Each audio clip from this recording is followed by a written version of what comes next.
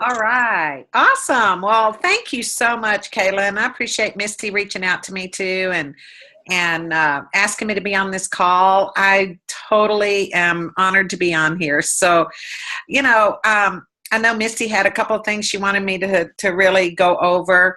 And, I will tell you briefly that I've been with the company for over 11 years now. It has been the most blessing, biggest blessing in my life. This company, back when I got started, was so totally different than it is today. And I don't mean it in a good way, a bad way. It's just the way it was. I mean, we didn't have social media. We didn't have the tools and the brochures and all the things that we have today, the clothes. We didn't even have branding. We didn't even have, good colors. It was just so primitive back then. We had purple, beige, and teal were the colors they were using in the website. And it was so boring to me, But, I'm telling you that to say is we've come a long way. This company right now is so poised to explode. I mean, I think we really haven't seen anything yet. I know we've had an explosive growth from 2012 up until this year. And, that has been due to social media. Just to put it into perspective, it took the company's formed in March of 2001. I came in June of 2005. So the company was already 4 years old at the time I came in, a little over 4 years old. They never had more than a double. Nobody else had gone double over double in 4 years. And it was 2007 before they got their first triple, which was me. 2007, y'all. So Mark called us to a meeting with all the diamonds and above in Greensboro, North Carolina in January of 2007. And there were 7 of us there in the whole company. Imagine that. I mean, we were a big deal, let me tell you. Us little diamonds and double diamonds, we were a huge deal. And because nobody else could go any higher than that, and it was because we were just, we were doing the best we could. We didn't have a system. We didn't have a way of, tracking things. We didn't know about charting. I mean, it was just so primitive. But the thing we did do is we all made money regardless. As a double diamond, I made more than the average as a double diamond. And a lot of that had to do with wrap cash because we wrapped a lot of people back then. I mean, a lot of people. In my first 2 years in wrapping people, from June of 05 to May of 07, I earned enough wrap cash to buy and pay cash for a brand new 2007 ES350 Lexus with wrap cash. Are y'all making wrap cash? I mean, maybe a little bit here and a little bit there. But I mean, I'm telling you, seriously, we made a lot of wrap cash. And that was because we wrapped people. And I learned way back then that if I could get somebody to put the wrap on, they were either going to be a customer or they were going to be a distributor or they were going to do nothing. And if they did nothing, if I followed up with them, they were going to do something. So it was a matter of how many people could you get that wrap on? And so that's how we built the business. That's how a lot of us built. And, because we didn't have any other way.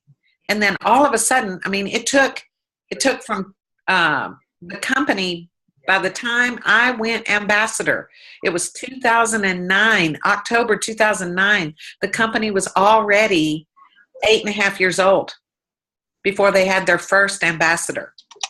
And Pam, she was the head distributor there. We're all under Pam, so she was running the road, doing everything. And then Cammie became ambassador in March of 2010. So the company was 9 years old before they got their second ambassador.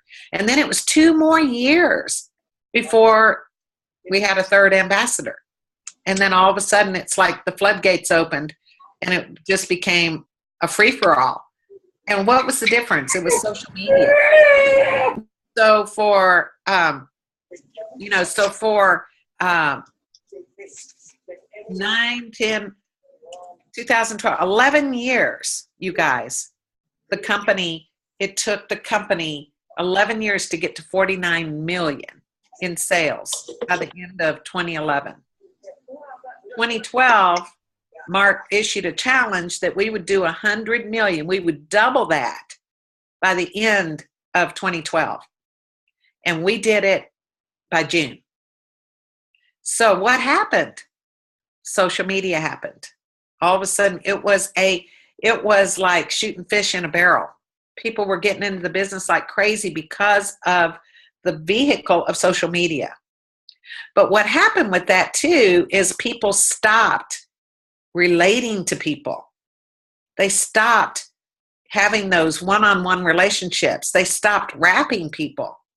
I mean, I had an aha moment at a green carpet like in 2013 when one of the girls that was going to be on stage with me talking about rap parties was in a panic because she admitted to us she'd never done a rap party. And she was an ambassador, or presidential, getting ready to go ambassador. And it was like, whoa, these people aren't even rapping people and they're making money. They're doing great. And, it was awesome. It was awesome because we did have some team members that did that too. But for the majority of our team, we did it belly to belly. And so, let's fast forward because I really want to talk about this. Let's fast forward to 2015. All of a sudden, it just seemed like, wow, the floodgates were closing.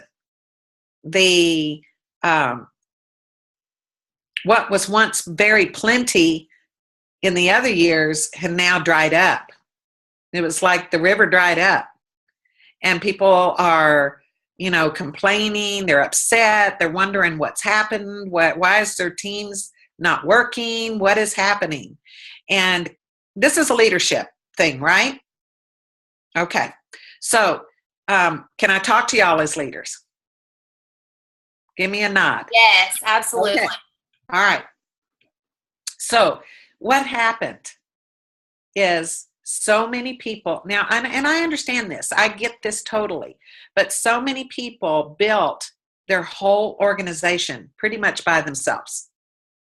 They had a talent, they had a skill, they were good on Facebook, they were good on Instagram, they were good at getting people in.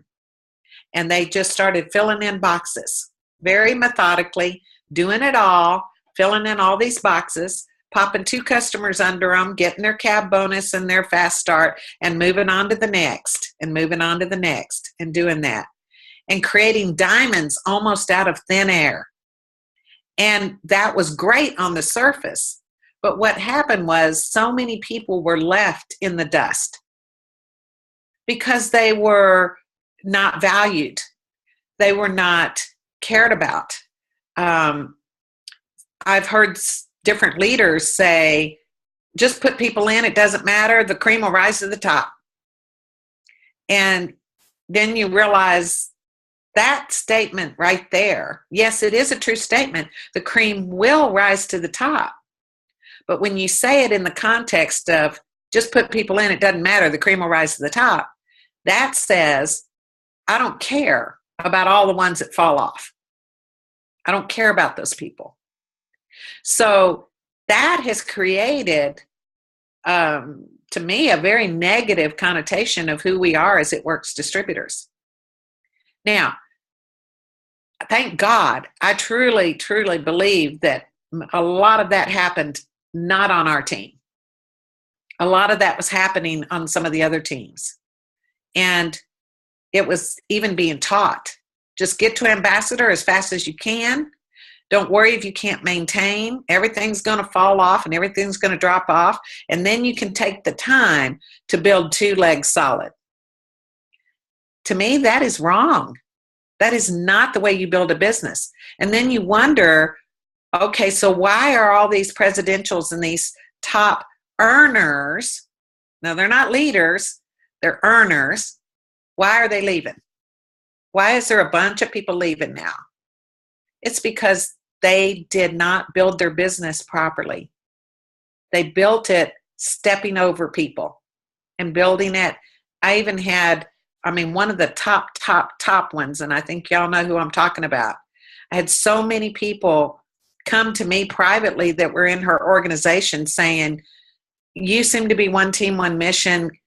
Can we plug into you? Can we learn from you or from some of your leaders? Because I went to my leader and she told me, well, I built you to diamond. You got to figure out how to keep it. And that's wrong. And so when you have attitudes like that coming from top earners, not a leader, okay? There's a difference between a leader and an earner. An earner is just somebody, because of the nature of our products, got in, built a business really fast, and was earning good money. But that didn't make them a leader.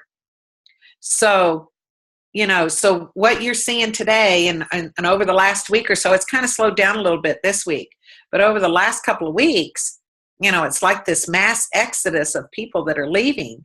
And it would, if you didn't know any better, or if you didn't know the company, it would make you tend to think, wow, what do they know that we don't know? And then you see some of them posting saying, hey, get a clue. When an earner is making 5 figures a month and they go to another company, don't you think that means they know something you don't know? And I've seen others post that were leaving, more or less saying, I was still making 5 figures. Well, I can tell you this. The only reason people would leave is one of two things. They either got terminated for unscrupulous behavior, or they weren't making the money that their title said they should be making. That's the only 2 reasons why people would leave.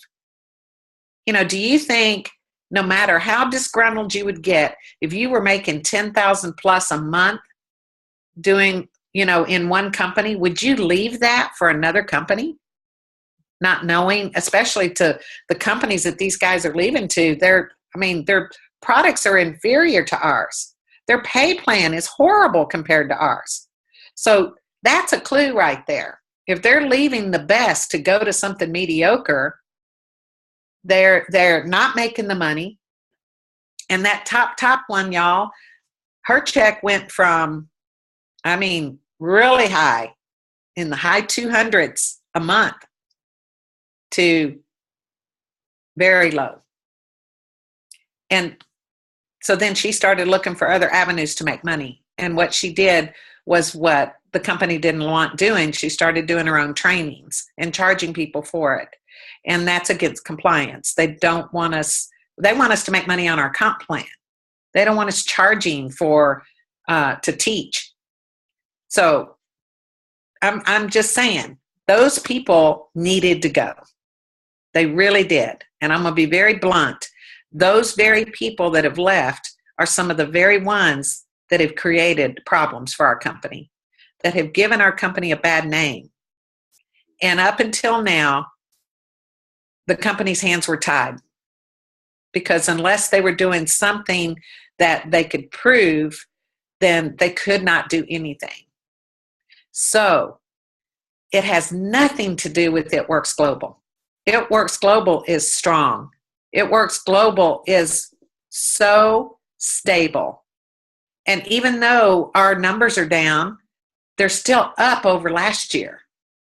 And Mark told us at the leadership VIP thing at the It Works U in Atlanta, he told us that Stuart Johnson, who is the CEO and the owner of, well, he's not the CEO, he's the owner. I think Darren Hardy's the CEO, but anyhow, Stuart Johnson is the owner of Success Magazine.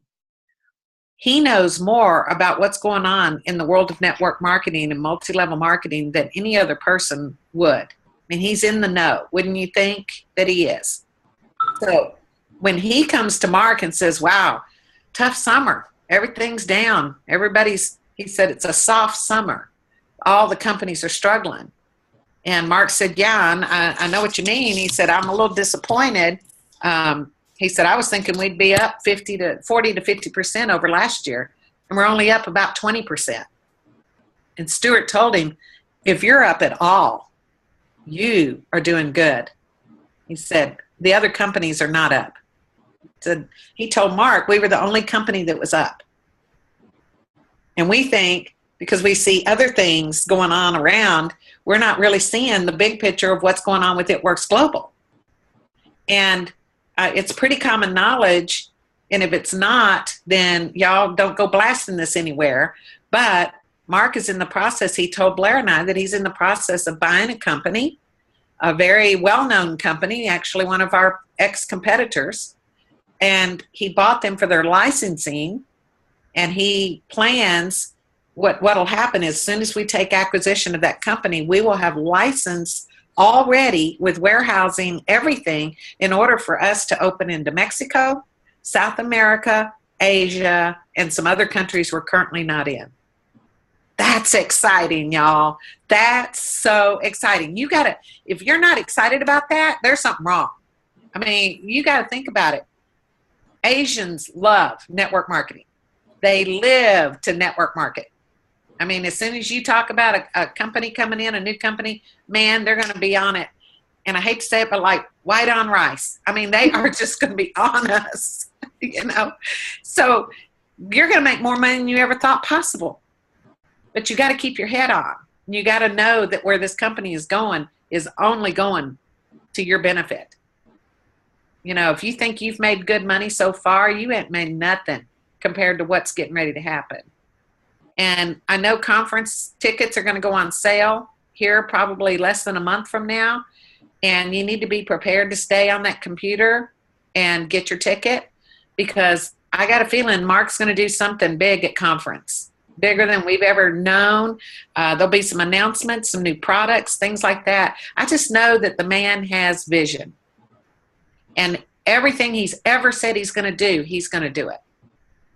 And if we will keep our head and keep our, you know, don't think the sky's falling, quit running around thinking like Chicken Little, the sky's falling, the sky's falling. You know, you got to know that you're building your house on a solid foundation, and that you're building out of bricks, just like the Three Little Pigs. You know, the story of the three little pigs was the three little pigs were building their houses. One built out of straw, one built out of sticks. They built their house so fast, it went up, and they were out having a good time playing, you know, spending all the money they were making, buying other stuff, and just having a good time. Well, the one that was building with bricks was just consistently building and wondering, what in the world am I doing wrong? They're out there playing, having a good time. They're making all kinds of money. And here I am stuck over here, and I'm just barely going along and thinking you're doing something wrong. And then all of a sudden the big bad wolf or the storms of life come in, and Facebook changes its algorithms, and so does Instagram. And all of a sudden those that built with straws and sticks, they're hurting. Their house has been blown down and they don't know what to do. They're just beside themselves. But the ones that have been building consistently with the bricks, their house hasn't been tore down. They're still plugging along. You know, I've never, ever dropped a rank. I've never fallen below a rank that I achieved from day one. When I went executive, I never fell below that, all the way up to ambassador. And I have never lost my ambassador rank. And I never built on social media. It was just not in the cards for me. I don't know why. Lord knows I spent a lot of money trying to build it. Lord knows. Melynda knows. I spent thousands trying to build on social media. It just didn't work for me. So I was forced to have to just do what I do, although it's painfully slow. And on a good month, I might have 3 or 4 people come in on a great month. But there must be something to it, because I'm still waffling between number 4 and number 5 money earner in the company. And I still have a solid business. I mean, my volume's dropped. My check is dropped. But I'll take my little piddly check any day over some of those, because it's solid, it's strong, and it's based on residual income. It's not cabs. If I had the cabs on there, whoo, dang, I would just be really sitting pretty. But I've never had a cab run like some of these people have had cab runs, because I don't focus on just how many people can I get in and pop 2 customers under. I focus on Who wants to build this thing with me? Let's lock arms. Let's go to work. This is not going to be easy. And if they want to be a customer, let them be a customer. For goodness sakes, don't talk them into being a distributor. When you talk somebody into being a distributor and then you see that they're not doing anything with their business, you're the one that gets frustrated. And then you end up alienating them because you're putting a pressure on them to perform, which they weren't going to perform to begin with because they should have been customers. It's very rare that you talk somebody into being a distributor who ends up doing something with it. That's very rare. So for any of these earners that are complaining, saying, I don't know what to do, nobody wants to work, my team's not working, well, you know, I hate to say it, but their team was them, basically. You know, they didn't have enough worker bees in there to maintain and to hold their business and keep it going. You know, so you got to find people who are hungry. You got to find people who want to build a business. And it's going to take time. And you better love on people. You better take them under your wing. And, I mean, you don't have to do it for them. That's not what we're called to do. That's not network marketing. Network marketing is you bringing somebody in, showing them the ropes, and then helping them to achieve their own business by just making sure they got the information. It's not you doing it all for them, because welfare doesn't work. I mean, it really doesn't. When you handicap somebody by doing everything for them, they expect you to do all of it. And then they get mad at you because you didn't, or they're going to go sign up with somebody else because you ain't buying their kit, or whatever the case may be. So, you know, there's so much more to this than y'all see on the surface. Hey, Mel. Yeah. I'm going to interrupt you. Sorry, I had a screaming baby when I got on. Okay. He does not understand times that we're supposed to get on meetings yet. I hear you. Training him for those. Okay, so I know you don't have to jump off in a minute and get on another call, but I wanted to ask you a couple questions. Okay. I know most of you guys, if you don't know, Mel's been in it for forever and a day, if you missed the first part of her talking. So how many people do you still have on your team from when you originally got in that are still actively working? Oh, and it wow. doesn't have to be a specific number, but you know where I'm going with this. Quite a few people. And, you know, I've never sat and taken account of it, but I still have people that have been with me since the beginning or early on, you know. And I think the reason is because they felt valued. I think because they felt like they were a part of something that was changing their lives, changing some other people's lives, even though they're not performing. Some of them aren't. They're still in the game. They still come to events. They still are on the calls. And, you know, it's because they feel like they belong and they feel like they matter. Right. And one thing that I just remember, like the very first time when I was in Seattle, I was just a distributor. I showed up with Brooke, and Mel had no idea who I was, you know, top 5 then. And you guys, like, I have never felt more loved. Like, her and Blair came up and gave me a hug, and I was on their team, and I was part of their family, and there was no questions. And it has never changed. Like, when I see her out and about now, it was so funny. A couple years ago at Green Carpet, there was a girl looking at your poster that they had made at Bradenton, and she was looking at it, and you walked by, and she about flipped out, and you go, well, hey, Misty, and she looked at me like I was a celebrity. It wasn't, but it was Mel that made her feel that way about me, and it was hilarious because, like, Mel is just Mel, and you guys, I think that, like, this is a very good lesson for all of us about relationships, because she's not huge on social media.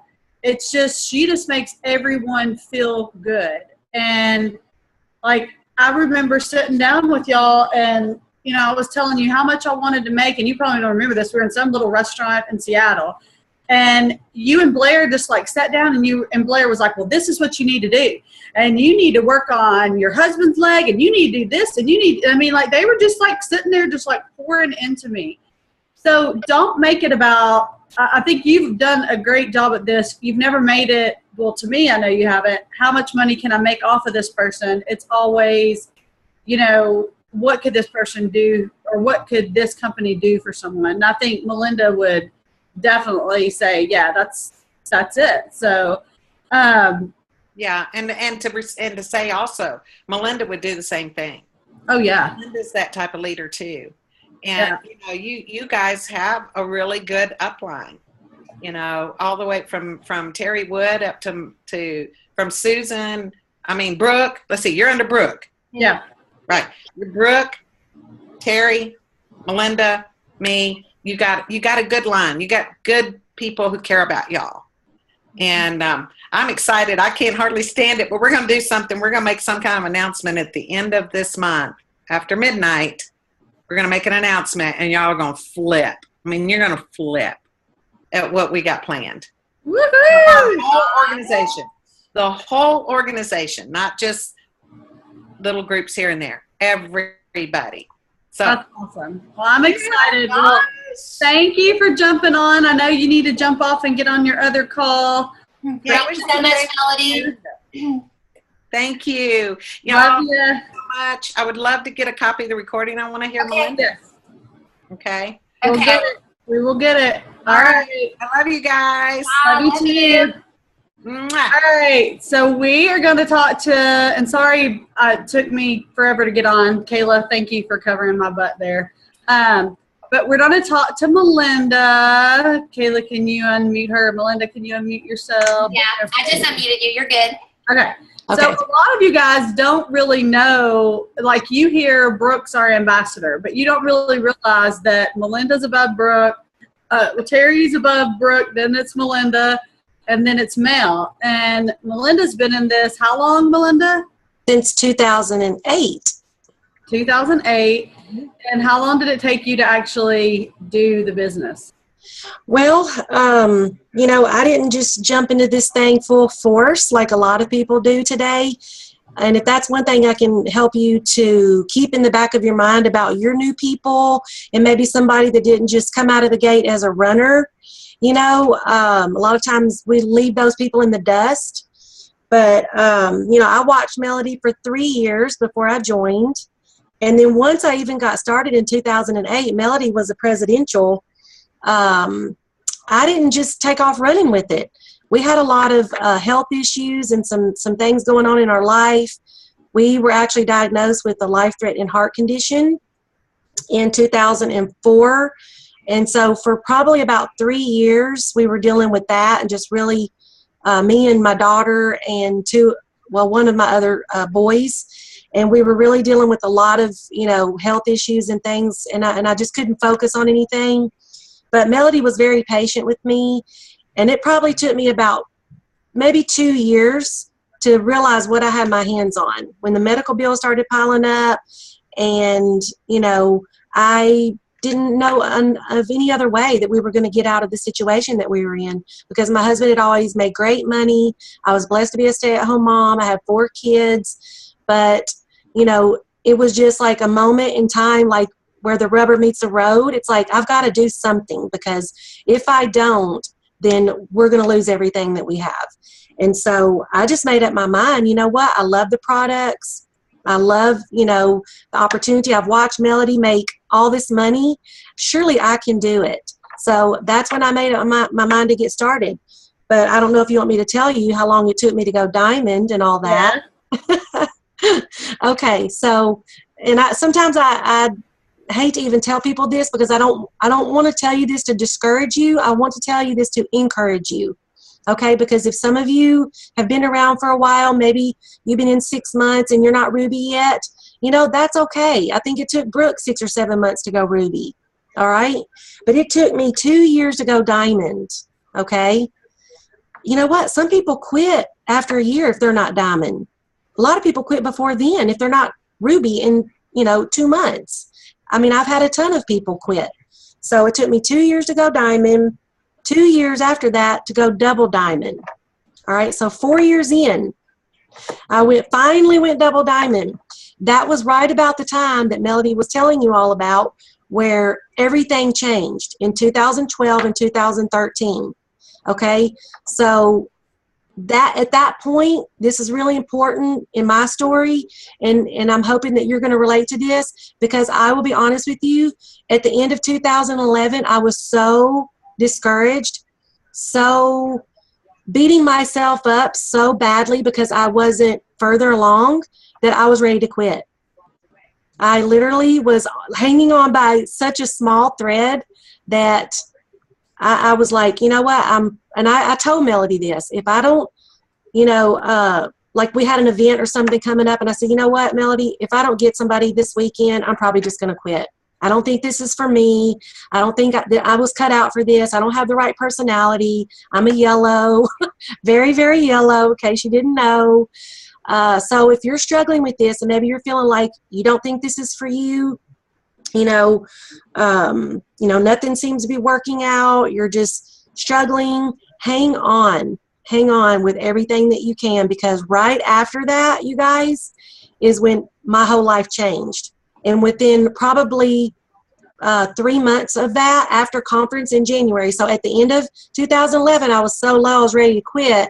Come January 2012, well, actually it was February, is when I signed up Megan Wood and then Terry Wood as distributors. Terry had come in actually as a loyal customer in November, and she didn't want to do it either. She's like, I don't want to do it. I just want to use the products. But her daughter decided to join in February of 2012, and within 4 months, they were double diamond.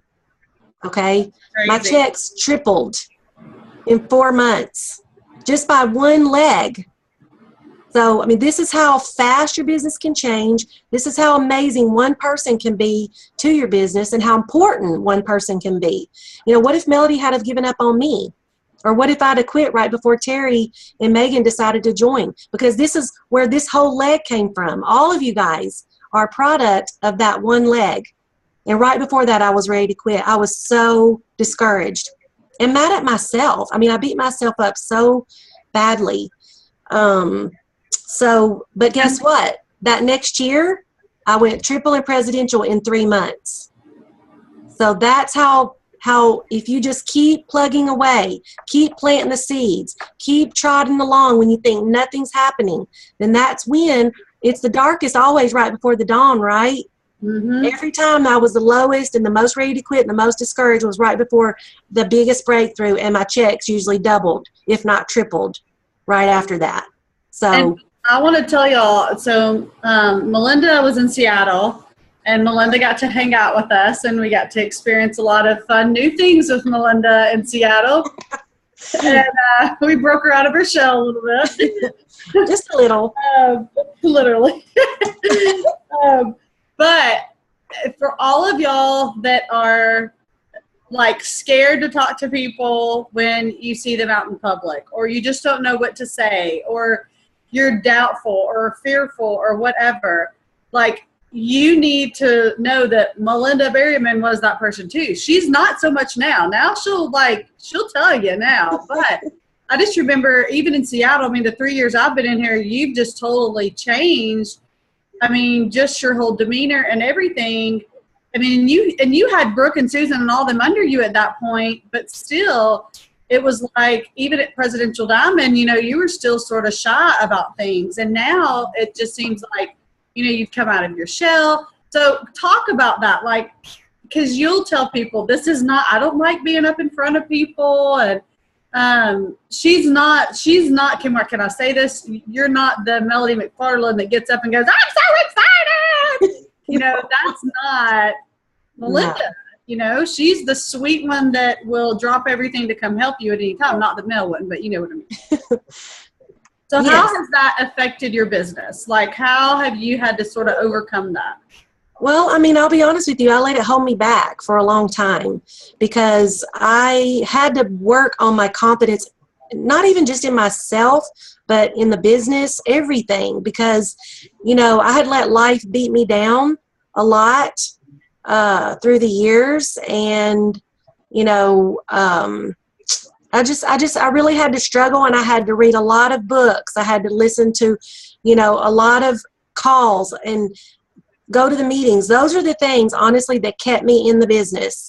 If it wasn't for those core things that I could count on getting on a call every week, count on, going to the meetings, and especially tapping into my upline, okay? Because I don't know how many times I call Melody crying and just, just searching, like, what do I need to do? What can I do?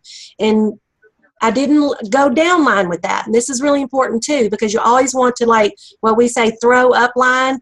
If you're discouraged and having a bad day, call your upline. Don't call your downline and puke all over them and tell them how upset you are. And, or if my downline calls me and says, oh, my check's down, blah, blah, blah. I do everything that I can to encourage them. I don't agree with them and say, yeah, you're right, girl. I don't know what's going on with this company. I'm ready to jump out too. Because you know what? You're going to kill your business faster than anything. And Melody didn't do that to me. She always encouraged me. She always said, Melynda, you're one blitz card away from changing your life. You're one person away from changing your life. And every time she told me that, I would roll my eyes and be like, really? If you tell me that one more time. But it was so true. It was so true. Because that next person that I got in was Terry Wood. And that whole leg blew up. Every single time you're one person away from changing your life and your business.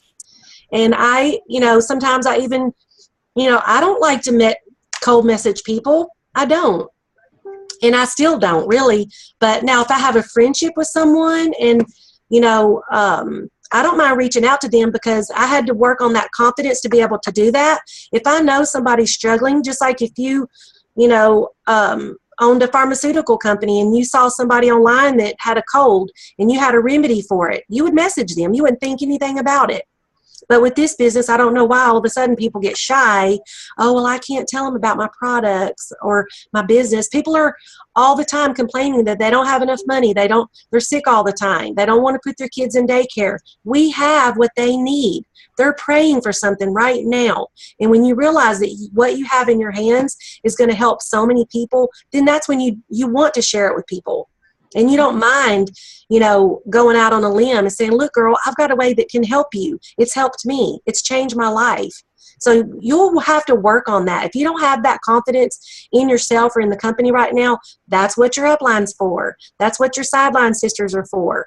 Hang on to their confidence. That's what I had to do with Melody, and be around people that motivate you and excite you and lift you up. That's so important. Stop hanging around with people that are bringing you down and telling you that this won't work and you can't do it.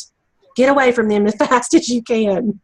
So let me ask you this. How important have sidelines and have relationships been in this business to you? Because I think what happens a lot, especially with a lot of newbies, there's so many people that are out of town.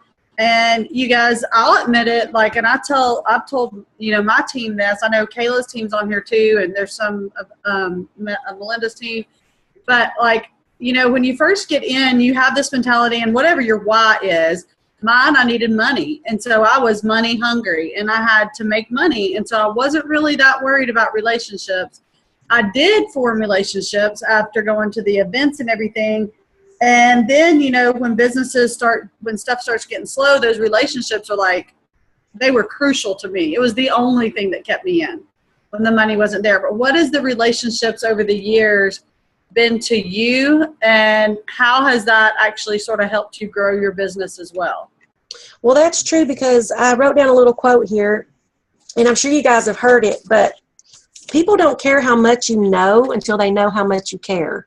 Mm-hmm. I'm sure you all heard that, but that is so true, because, when Melody when she first wanted me to do this with her, I had known her for a long time. We had been in another network marketing company together, but I was done. I was burnt out with it. I did not want to have anything to do with any other kind of network marketing. But now she went on to try 3 or 4 or 5 different ones. Okay. So, but I still respected her. And so when she came to me with this, of course, I watched her for a couple of years, but I thought, you know what? She's doing good with this. I trust her. And that's where you want your friends to trust you. You can't cram it down their throats, for sure. But be a friend. Be a friend first before you, try to recruit someone or whatever. But also, even with your distributors, you want to like Misty said, build those friendships. Those are more important than the dollar signs. I mean, I'm just going to be honest with you that, you know, when Terry Wood, she was messaging me on Facebook. I was messaging her. She wanted to try the wraps, but she was skeptical. She kept saying, does it really work? And I was like, yes, Terry, when are you going to try it? You know, just let me, you know, put one on you. But it took her 2 years. I followed up with her for 2 years. Okay. So you got to be tenacious. Now, that's one thing that I have been. When I finally made my mind up, I was tenacious. But I didn't, every time I messaged her or whatever, I wasn't just like, hey, Terry, let me come wrap you. You know, it was like, how are your family? How are your, you know, what's going on in your life?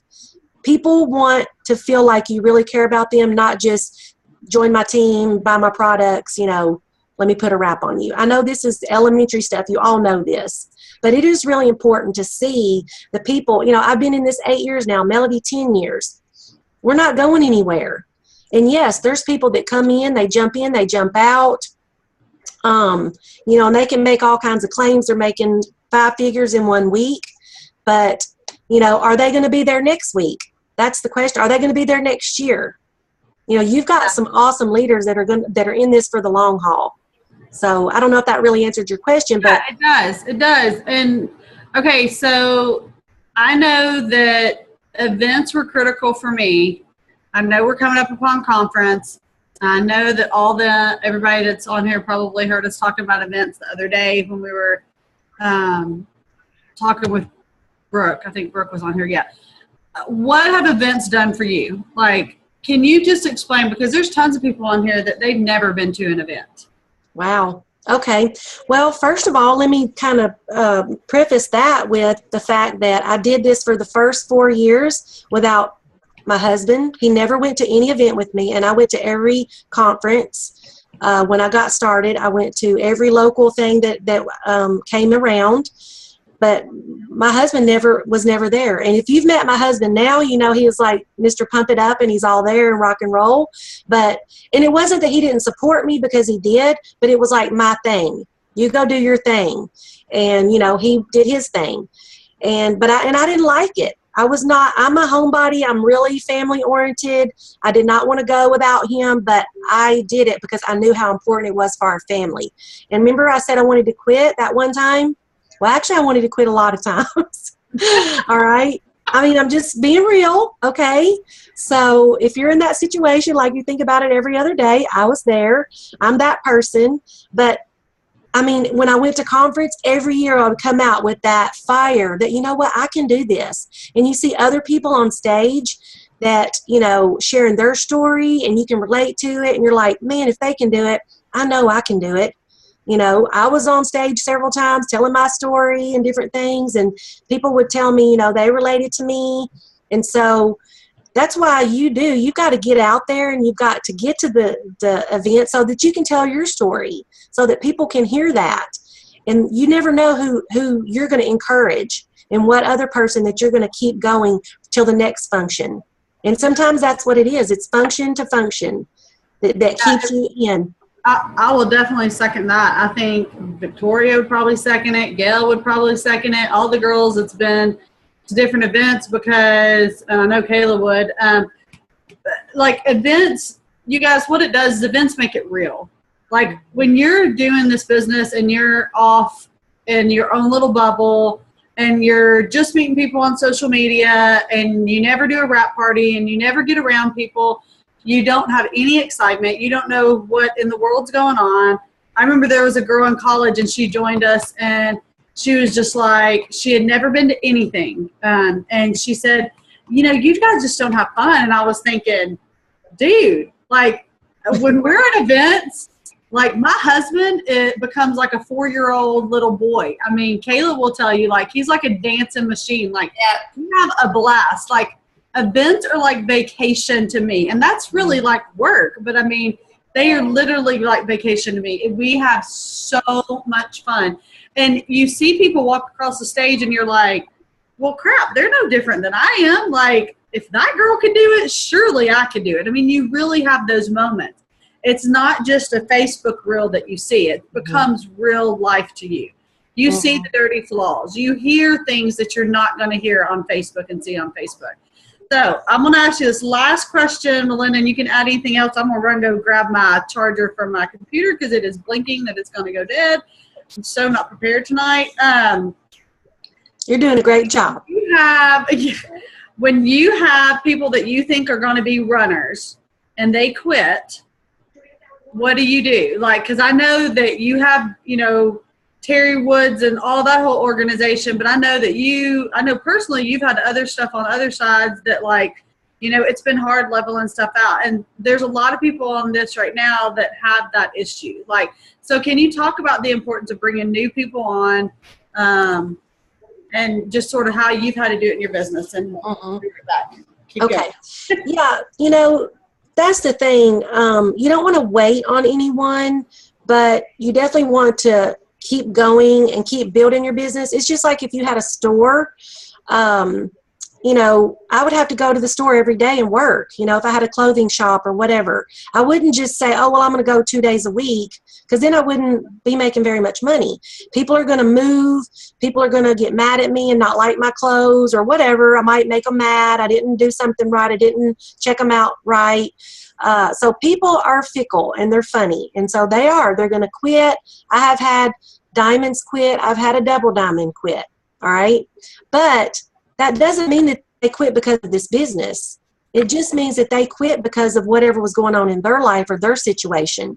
It doesn't mean that, and just like with the other leaders that are moving on to something else, it doesn't mean that it works. Is something wrong with it works. It's just, it's not their time. All right. Don't give up on them because they could come back. I mean, I'm proof of that. So, but what I like to do, and this is where your relationships and keeping your team plugged in comes really into play, because if I know as many people as I can in that leg and on that in that downline, I'm building relationships with them. It's my business too. Even though this is a diamond leg and a double diamond leg or whatever, I know as many people as I can all the way down. And I've tried to do that with you guys, and you just kind of blew up, and I don't know everybody, but I try the best I can. If I hear about a promotion, I'll congratulate you, I'll reach out or whatever. But see, that's important, because what if that person does quit that's up at the top? Or what if your Ruby quits? There's still, 4 other people in that leg. So you've got to build those relationships with those people. And the relationships is what keeps your people in, because you know what? I don't want to disappoint Melody. I'll probably never quit. I'll be, we'll be in our rocking chairs, our black and green and bling rocking chairs, because me and Melody are buds. I couldn't, we're never going to go anywhere. So I hope that those are the kind of relationships that you're building with your team. It's more than just business. It's a family. The heartstrings, like she was saying in Seattle. Wow. I mean, just building those friendships with people, it really is what solidifies your business. And it's harder to quit. Think about yourself and all the friends that you've made doing this. Would you want to leave them? I don't. Yes, it's a business, but make sure that you try to get to know and keep your teams plugged in. It's so important with your team pages, to stay as unified as long as you can, so that everybody gets to know everyone, instead of everybody doing their own thing, because then that's when you lose the camaraderie, you lose the connectiveness that we all need to be able to feel like we're part of something bigger. Yeah, definitely. Well, let me ask you one last question. I knew that I said that was going to be my last question, but of course I'll lie. Crap, now it just went away. Uh-oh. Mommy brain. When I know that you have had to, like, you've had leaders, you said, that's come in, that's quit and everything. I think you made a great point about, somebody said at one of the conferences, never let your business get so big that you don't know who in the world's underneath you. And I think, yes, there's that side of it. And then there's a side that, we're like, well, this is that person's team, and they're running their team. And, you do have, that are a big organization underneath you too. But one thing that I really like is, like, it doesn't matter. Like, I'm really far down from you. But it doesn't matter. You're still, if I call up and I'm like, I need some loving from Melynda today. Like, you would do it. Like, it doesn't matter. Like, so what's the biggest piece of advice that you could give any of our leaders? Just the biggest piece of advice that you could give them about how to continue to have a successful business. And then I'll close it out after that. Okay. So one thing that I think is really important is, just like we were talking about the people that have moved on, they're doing a different thing now. I think that a couple of them have tried to have made different groups where they're like, oh, this is where all the orphans can come, and I'm going to be the mother hen over all these orphans that don't have an upline. And you know what? I don't believe that, because everybody has an upline. Okay. Now, you may not get along with your immediate upline, or the one above that. Maybe there's some issues. We're all women here. We have hormones. One day we're going to be in a bad mood. The next day we love each other. But the bottom line is you have upline all the way up to Pam. You have, so if you don't get along with your immediate upline, that's not an excuse to change teams or, go do your own thing. Because there's somebody in your upline that you can connect with and get along with. I really just truly believe that. It's really important that we get along. And this is what I always tell Lauren. Maybe you are having an issue with someone. Well, and this kind of sounds trite, but do you want to be rich or do you want to be right? I mean, because sometimes you can't be both. And that may sound a little bit harsh, because we're not just in this to be rich, but we are in a business to make money. And then also the customer is always right. What happened to that? So if you want to be a leader, sometimes you have to eat a little bit of crow, and you have to be the one, just like the Bible says, you have to be the one to say you're sorry, even if you don't really feel like you were the one that did wrong. And I may be off track of what the question was that you asked me, but I just feel like this is something that is really important, because this is why people change teams or go follow this person. It's like, oh, I wish I would have signed up with you. And that's fine. I mean, if there's things and there's situations where you just can't get along, that's fine. It's up to you who you want to be in business with. There's no doubt about it. But, we're grown up, and this is a business, and you need to treat it like a business and be a leader. And sometimes you have to eat a little bit of crow and, be the one that says, you know what? Okay, you're right. Let's just move forward from here. Let's grow from it. Let's learn from it. As long as you're learning and moving forward and growing, then your business is going to grow, because it helps you to be more relatable to more people. All the things that you're going through right now, the things that I've been through, I don't take excuses from people, because you know what? First of all, I've given them all. I had them all myself. And so I know how to tell people to overcome them. Oh, you have 4 kids? I have 4 kids. I was busy all the time. I didn't think I could do this. I'm a yellow, whatever. So I have a way to overcome all their excuses, no matter what they are.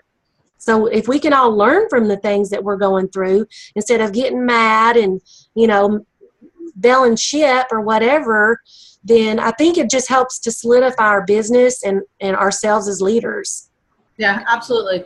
Well, I'm going to leave y'all with this thought, because I'm a huge analogy person. My dad was a big analogy person. I was doing some strawberries earlier today. And so you guys know, like, when you buy from strawberries, they all look all fresh and everything's just red and they're so pretty and they're going to be so sweet and everything. And then what happens? You get one bad strawberry at the bottom of the thing and it starts to mold, and then you get funkiness all over. And I think what's happened with a lot of our teams is that we try to throw things in there so fast because they look pretty, they look sweet on paper, it looks sweet on a chart. And yeah, you do want to run with speed, but you want to run with speed the right way. Mm-hmm. You don't, just like Mel said, she's never lost a promotion. Like, that's huge. And that she's at her rank and has never lost a promotion. Like, that's almost unheard of nowadays, you guys. Mm-hmm. So, think about that when you're thinking of, I think too many of us have built our little, strawberry teams, and there's funk underneath it, and it's stinky and it's nasty. and we're not really, we're just concentrated on the surface. What does it look like on the surface? What does our check look like this month? You know, and we're not really concentrated on the long run. You know, you want to have healthy strawberries all the way through. You want to have a healthy team. So don't just throw crap in places that crap doesn't belong, you know. Keep the manure at the bottom and keep everything else growing at the top. So I love you guys. Thank you, Melynda, for coming on and helping. You're welcome. I love y'all. Love y'all. I hope you guys got a lot out of this. We have it recorded. Kayla will upload it. It always takes a little bit, so probably a day or two before it pops up, but we'll get this out there for all you guys. So thanks so much, Melynda. Love you guys.